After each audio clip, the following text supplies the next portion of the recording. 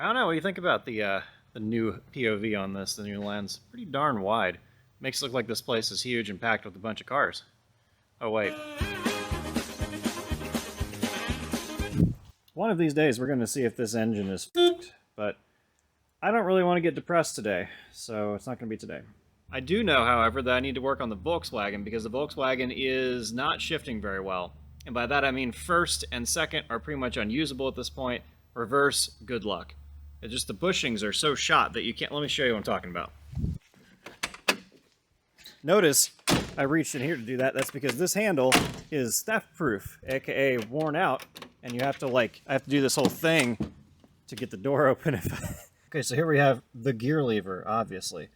That's either reverse or first. That's way too far over if you have one of these cars. That's second, but then again, so is something over here. I shouldn't be able to just whack it over and put it in reverse. That is, like, if the detent is not functioning correctly. But a lot of times if I just do that, it'll be in second. I can't demonstrate this on camera, but just trust me when I say this stick is not going where it's supposed to go.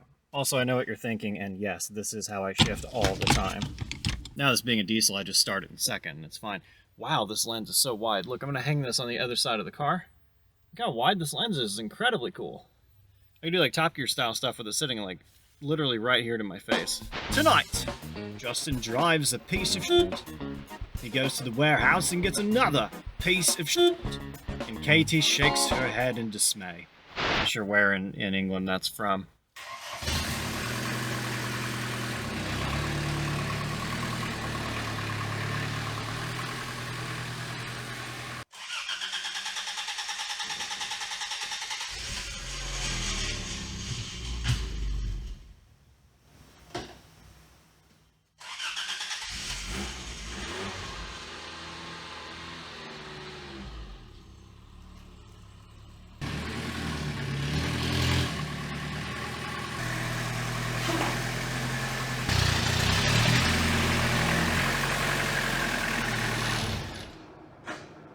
Yeah, it's easy as that to get their vehicle on that their lift. Tell you what, I had to buy windshield wipers for this Volkswagen recently, which means I've now spent over $1,000 on the car. Means I should probably start taking a look at it.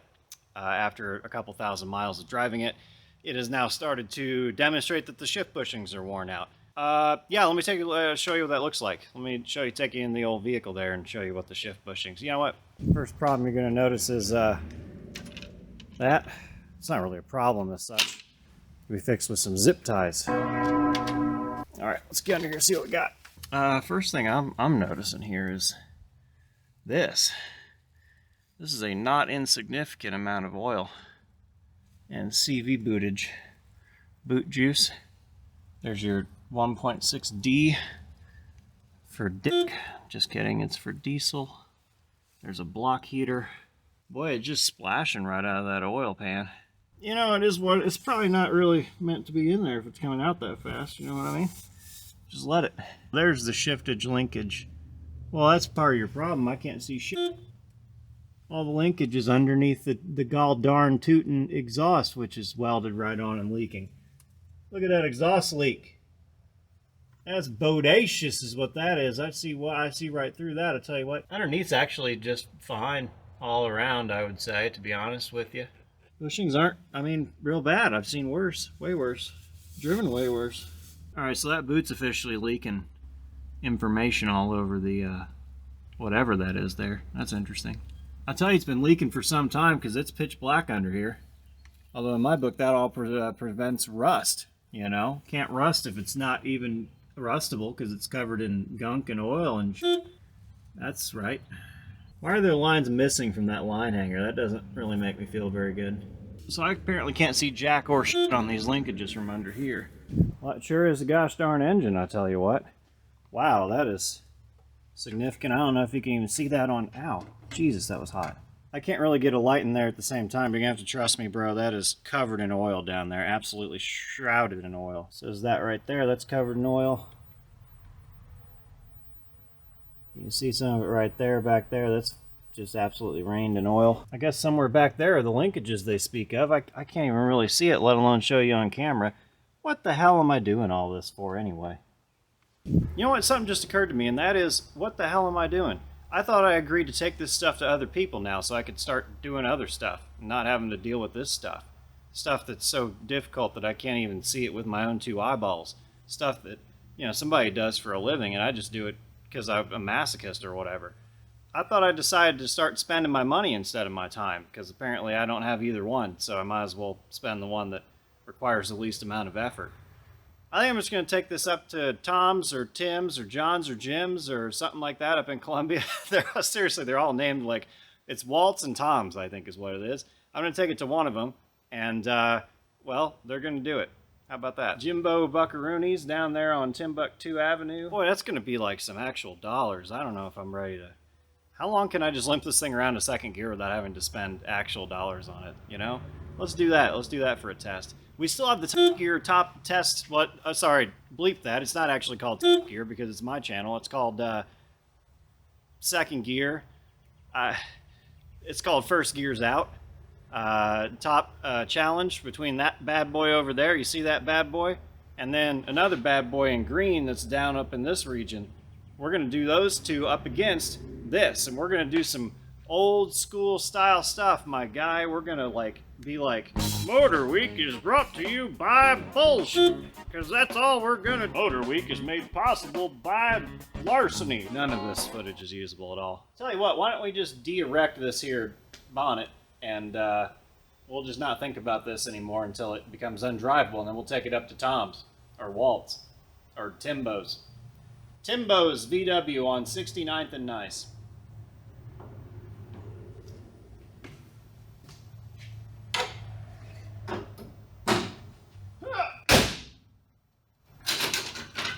Oh, sweet, my zip tie broke. This thing's just spending money left and right now. Good Lord.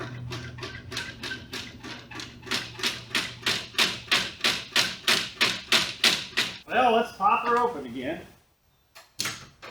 See, kids, this is a live demonstration of an old car spending my money in real time. I gotta be bothered to come all the way over here and grab one of these. We're using these because I don't give a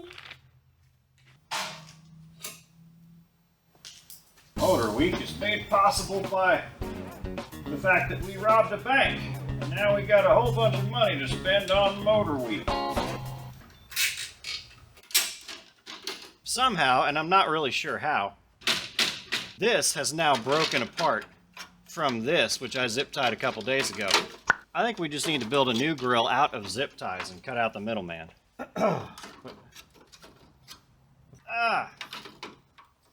That's got to be on the first tooth. Oh my God. Bullshit. Hold, please. Now we got a hole. There it went. See how I did that? Harbor Freight Special, baby.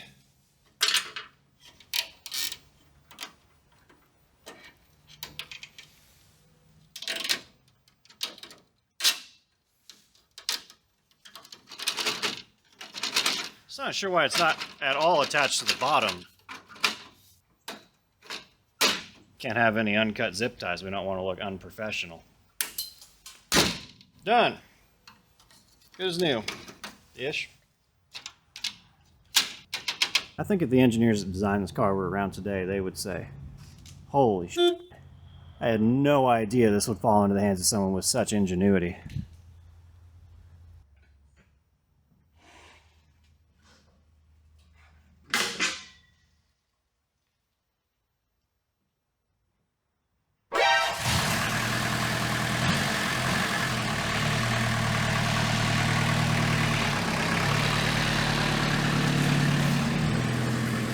That's leaking a little more than usual. This is today's. That looks like an aggressive drip. I think we're going to go ahead and check the oil. Jimmy Neutron. Holy Jeff Gordon. Look at this. Look at this. Look how much little oil is on this thing right now. Wow, this lens is amazing. It just picked that up. Look, now it's, note that it's horizontal, vertical right now. So it's actually going down. It started off, yay. That's not ideal. It is on a bit of a hill pointed down toward the dipstick as well. Maybe we should add some oil when we get home. Now, I don't like when my stick lies to me. I like to be able to trust my stick to make level-headed decisions, and this is not okay. This is the second time it's come out full, and it was like nearly empty the first time I did it. What's going on here, stick? Tell me the truth. Whatever, we're just gonna send it. Got another engine in there anyway, I guess. We'll check it when we get home on a level surface, and once it's had time to think about it for a while. I'll tell you what I have not been able to locate on this car is this thingamabob right up in here that's been duct taped. Obviously, this is the air horn that comes off of the filter box. However, I've never seen another one that has this like fender filter looking dealio here. I can't find that anywhere online. Maybe I just haven't seen the right breakdown yet, like the right parts dealio thingamabob explodey dealio thing. But still, I would basically breathe in all this foam at this point, because look at that shit's just coming off of there like you know, like so that's not great. Might as well just take this whole gosh darn dang tooting thing off, but it is kind of getting it cooler air by being over here, I guess. Supposed to being right there near the engine. Cool, that's one car broken and repaired and broken again and repaired again in the span of 10 minutes. Let's just take a look at another one, I guess. I went to set up this shot and I looked where the Toyota had been sitting. That's radiator fluid and oil, and probably a little gasoline, but definitely radiator fluid and oil, to say the least. So that's cool. We're going to ignore that. Testing 6.9. This is what I actually wanted to look at today. This is a 1902 Triumph Brit. I don't know. This is what I actually wanted to look at today. This is a 1867 Arc de Triomphe. It was commissioned by John Claude Van Damme and designed by the helicopter guy, the guy. Anyway, you know who I'm talking about. I gotta do some shit on this car, and it's gonna be a big deal. Last time I drove it, it did a number, and by that I mean it fell apart. We were at the Brit show in St. Louis, and a very kind gentleman started looking for an air leak, because I mentioned to him it starts and runs differently every Wednesday, or every Tuesday, or if it's cloudy.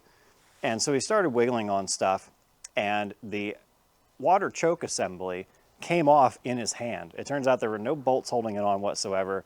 It was literally being held on by the gasket and by just the pressure of the way everything is assembled there. So that's pretty wild. I never took those bolts out, and I don't think the previous owner did either, because I didn't see them anywhere in the stuff that I got with the car. And there isn't anything that leads me to believe that he would have taken that apart except for a carburetor rebuild kit that was in the box of parts. So honestly, I think they were gone for a long time, to the point where when we finally got bolts, what we did at the show was we zip tied the thing and kludged it together so I could drive home, and I had like 2,500 RPM idle all the way home, but I got home running super lean, obviously. Then I get it in here, I get the right bolts from Ace Hardware, I come back, put them in, and it runs like so apparently the carburetor has been adjusted to compensate for the fact that there was a large air leak happening here, because I mean that gasket was holding it together, but it wasn't holding it airtight by any means. So I don't know how long ago that happened. I don't know how many thousands of miles at this point this car's had on it since I got it, let alone since that was done like 3 owners ago or whatever. Who knows? It could have sat out in that field for that long and had that done. So it could have, like, I don't know. Who knows? There could be squirrels living up in this thing, and I would never know. In any case, I was then faced with a conundrum, because a rebuild kit for this Stromberg single carburetor is $150. A brand new Weber 3236 with the correct manifold and everything you need to install it on the car pre-jetted for a Spitfire is less than $400, like $350 something. So thinking about like driving this to remote places like Arkansas, no, like the deserts of Nevada or something like that, the places I would actually want to go in this thing if I hopped on the road and took a road trip, I'm not going to be able to find parts for a Stromberg out there. I am going to be able to find parts for a Weber out there, because every car has a Weber. This isn't 1972. That doesn't even make sense. But the point is, way more common to find parts for it, way easier to tinker with on the side of the road, and I don't have to worry about oil leaking out of it, and now the piston sinks down and it runs differently. There's none of that dash pot stuff to worry about with a Weber. And finally, I can get rid of the water choke, and go with the Weber's electric choke. So that's pretty cool as well. It'll be more functional and easier to warm up on cold days. It'll be more reliable in the choking department, whatever that means. So that's what I'd like to do. I'd like to take off this manifold, this carburetor, these fuel lines, these coolant lines, take all of that off, put it in a box, put the Weber stuff on there, call it a day. I think I need to get this on the lift to do that, and I think that's going to be another night, so we're going to fast forward to whenever that happens. Yeah, that piece of the camera might have actually been worth something.